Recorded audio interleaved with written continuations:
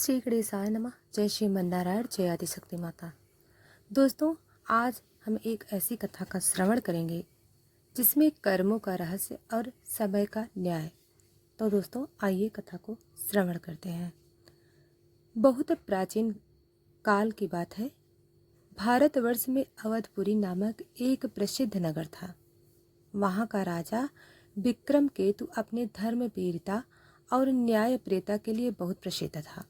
परंतु एक दिन जब वह नगर भ्रमण पर निकला तो उसने देखा कि एक सज्जन ब्राह्मण भूखों में मर रहा है, जबकि एक दुष्ट व्यापारी महलों में मौज कर रहा है।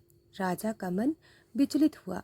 उसने रात को राजसभा में अपने महामंत्री और गुरुदेव ऋषि वशिष्ठ को बुलाया और पूछा, गुरुदेव, मैं धर्म की रक्षा करता हूँ, न्याय का पालन करता हूँ, फिर भी सृष्टि में इतना अन्याय क्यों दिखाई देता है? ऋषि वरिष्ठ मुस्कुराए और बोले, राजन, जो तुम अपनी आंखों से देखते हो वह बहुत सीमित है।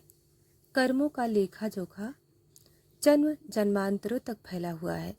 यदि तुम जानना चाहते हो तो तैयार हो जाओ, मैं तुम्हें सत्य के मार्ग पर ले चलूंगा। राजा ने सिर झुकाकर स्वीकृति दी। ऋषि वरिष्ठ राजा को एक पवित्र सरोवर के किनारे ले गए और समझाया, मनुष्य के कर्म 3 प्रकार के होते हैं। संचित कर्म, जो कई जन्मों में संचित हुए हैं। प्रारब्ध कर्म, जो इस जन्म में फल देने के लिए तैयार हैं। क्रियामान कर्म, जो अभी किए जा रहे हैं। और भविष्य। यदि कोई इस जीवन में अमीर है तो संभव है उसके संचित पुण्य अभी प्रारंभ रूप में फल दे रहे हों, पर यदि वह इस जन्म में पाप कर रहा है तो उसके क्रियामान कर्म भविष्य में दुख लाएंगे। फिर ऋषि वशिष्ठ ने अपने योग बल से राजा को उसके कुछ नगरवासियों के पिछले जन्मों का दृश्य दिखाए। वह भूखा ब्राह्मण जिसने इस जन्म में तप किया था, पिछले जन्म में एक अन्यायकारी राजा था जिसने अपनी प्रजा का शोषण किया था। वह अपने कर्मों का भुगतान कर रहा था। और वह दुष्ट व्यापारी जिसने अभी तक पुण्य का फल भोगा था, पिछले जन्म में एक महान दानी था। उसके संचित पुण्य अभी शेष थे, लेकिन उसके बुरे क्रियामान कर्म जल्द ही उसे विनाश की ओर ले जा रहे थे। राजा के नेत्र भर आए। अब उसे सृष्टि का गहरा रहस्य समझ आने लगा। ऋषि वशिष्ठ ने कहा, मनुष्य केवल शरीर नहीं, वह आत्मा है। शरीर तो वस्त्र के समान है, जिसे आत्मा जन्म जन्मांतर बदलती रहती है, परंतु आत्मा अपने कर्मों का लेखा जोखा अपने साथ ले जाती है। जैसे बैंकों में जमा धन आपके खाते में रहता है, वैसे ही कर्मों का वही खाता आत्मा के साथ रहता है। वे बोले, इसलिए कोई भी पुण्य या पाप नष्ट नहीं होता, उचित समय आने पर वह फलित होता है। यदि आज नहीं तो कल, इस जन्म में नहीं तो अगले जन्म में। ऋषि ने आगे समझाया, समय सबसे बड़ा न्यायाधीश है। ईश्वर स्वयं भी समय के नियमों का उल्लंघन नहीं करता। समय न किसी से द्वेष करता है, न पक्षपात। वह केवल कर्मों के अनुसार ही फल देता है।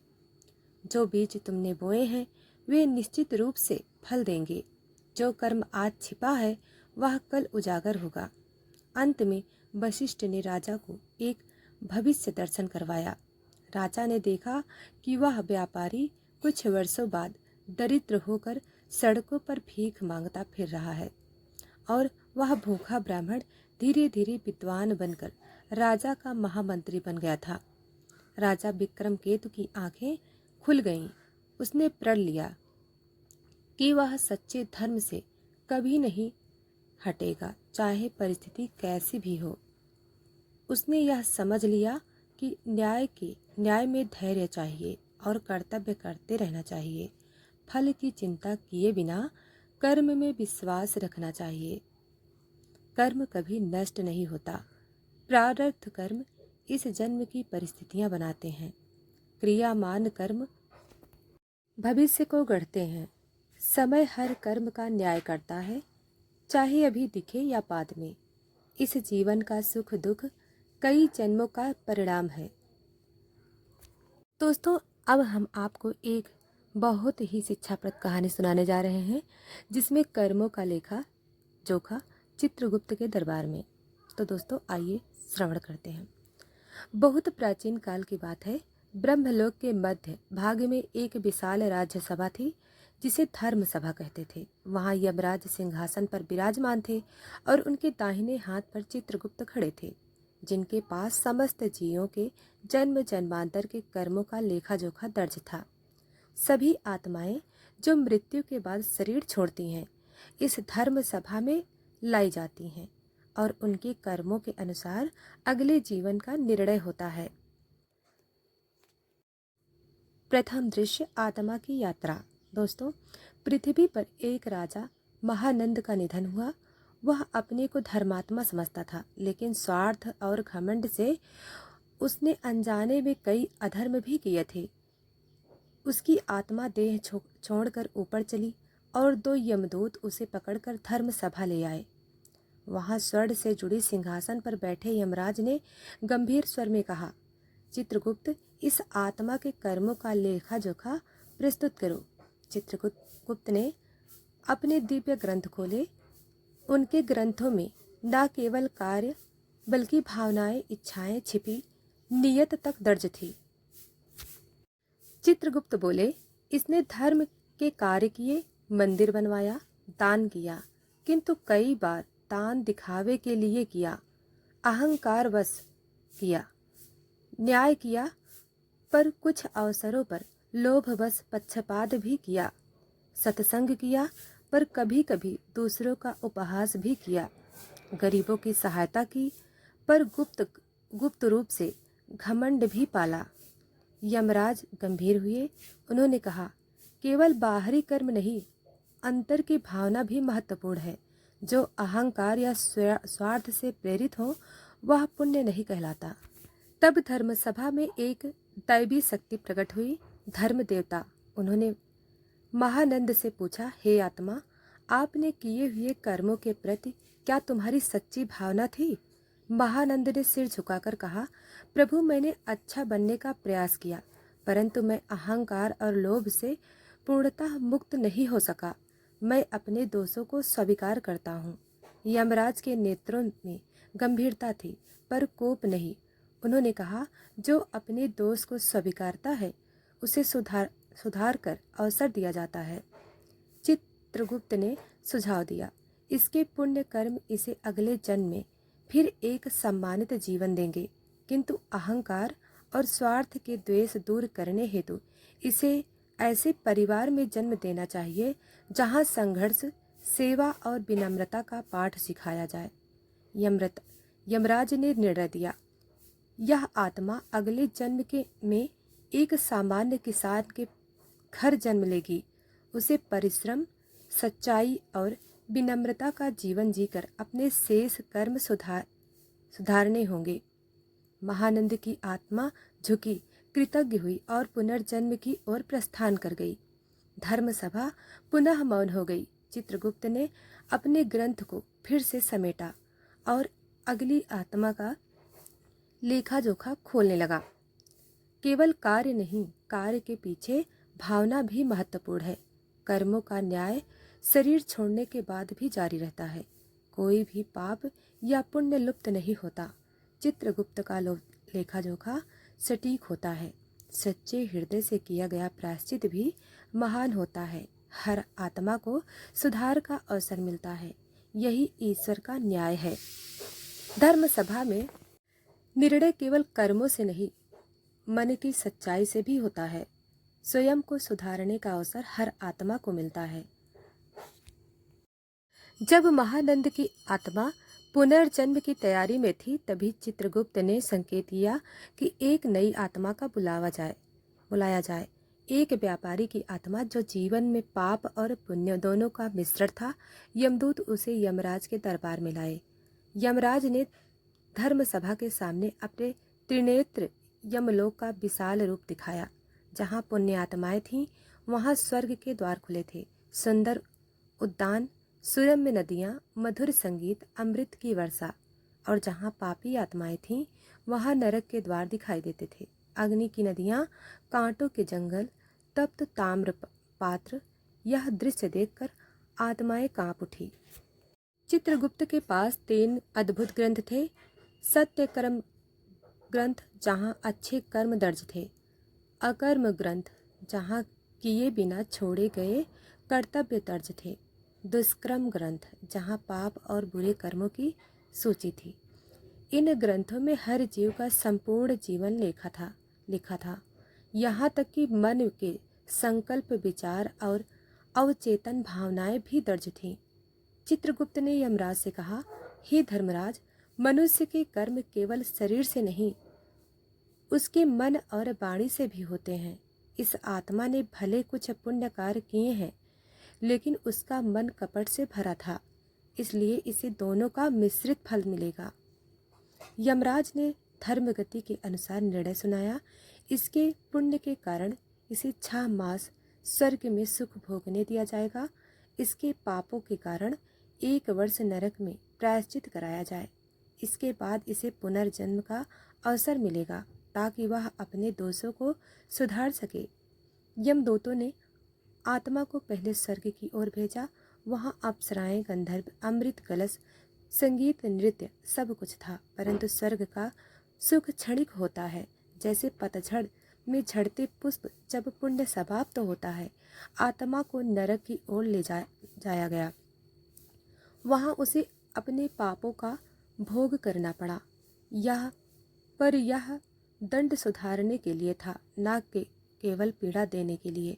ईश्वर का न्याय केवल दंड नहीं, पुनः उन्नति का अवसर भी है। पाप पुण्य भोगने के बाद चित्रगुप्त ने आत्मा को पुनः धरती पर भेजने का आदेश दिया।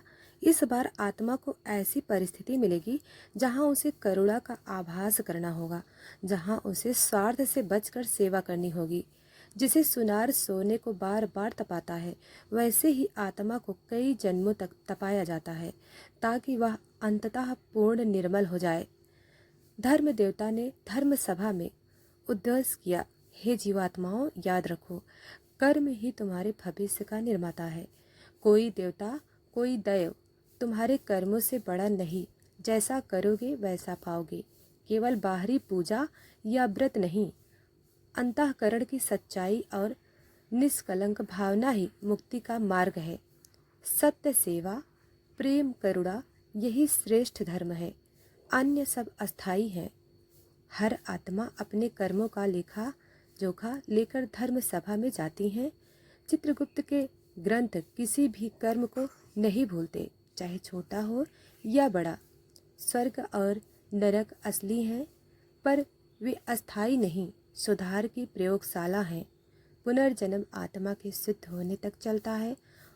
अंत में मोक्ष उन्हीं को मिलता है जो निष्काम कर्म, प्रेम और सच्चाई से जीवन जीते हैं। मनुष्य के पास सबसे बड़ी शक्ति है उसका कर्म। सच्चे हृदय से कर्म करो, बाकी सब ईश्वर और समय पर छोड़ दो। समय सबका न्याय करेगा और अंततः आत्मा का प्रकाश की ओर ले जाएगा। हजारों वर्षों तक आत्मा बार बार जन्म लेती रही, कभी राजा, कभी भिखारी, कभी विद्वान, कभी व्यापारी बनकर। हर जीवन में उसे थोड़ा थोड़ा सीखना था। लोभ छोड़ो, घमंड छोड़ो, दूसरों को सुख पहुंचाओ, प्रेम में स्वार्थ न करो, सत्य का पालन करो। धीरे धीरे आत्मा के भीतर एक गहन शांति का बीज अंकुरित हुआ। अब उसे सांसारिक वस्तुओं में आकर्षक नहीं रहा। न धन चाहिए, न यश, बस सच्चा ज्ञान और ईश्वर का प्रेम। आत्मा ने एक अंतिम जन्म लिया, एक साधु के रूप में। वह एक जंगल में तप करता था, दिन रात ध्यान भक्ति की आत्म मंथन में डूबा रहता था। उसका मन पूर्णतः निर्मल था, कोई स्वार्थ नहीं, कोई वासना नहीं, कोई द्वेष नहीं। जब वह ध्यान में बैठता तो उसे अपने सारे पिछले जन्मों की स्मृति होने लगी। वह जान गया कि उसका असली स्वरूप शरीर नहीं, अमृत स्वरूप आत्मा है। एक दिन जब वह ध्यान में था, उसके भीतर एक दिव्य ज्योति प्रकट हुई। उसे प्रत्यक्ष अनुभव हुआ। मैं नाशवान शरीर नहीं हूँ, मैं चैतन्य हूँ, अमर हूँ, अनंत हूँ, न जन्म है न मृत्यु, मैं स्वयं ब्रह्मा हूँ। यह अनुभूति इतनी गहन थी कि उसी क्षण उसके सारे कर्म फल भस्म हो गए। उसकी आत्मा पूर्ण शुद्ध हो गई। अब उसे कोई जन्म नहीं लेना था। उस साधु ने शरीर छोड़ दिया, परंतु अब यमदूत नहीं आए, न चित्रगुप्त का लेखा जोखा खोला गया, न धर्म सभा में उसे बुलाया गया, क्योंकि कर्म का बंधन समाप्त हो चुका था। जब कोई आत्मा पूर्ण, निष्कलंक और ज्ञान स्वरूप बन जाती है, तब उसके लिए जन्म मरण का खेल समाप्त हो जाता है। वह सीधा ब्रह्मलोक में प्रवेश करता है, जहाँ केवल अनंत शांति है। वहाँ कोई स्वर्ग नरक शरीर नाम रूप नहीं है, केवल चैतन्य प्रेम और प्रकाश है। कर्मों से जन्म मरण का चक्र चलता है।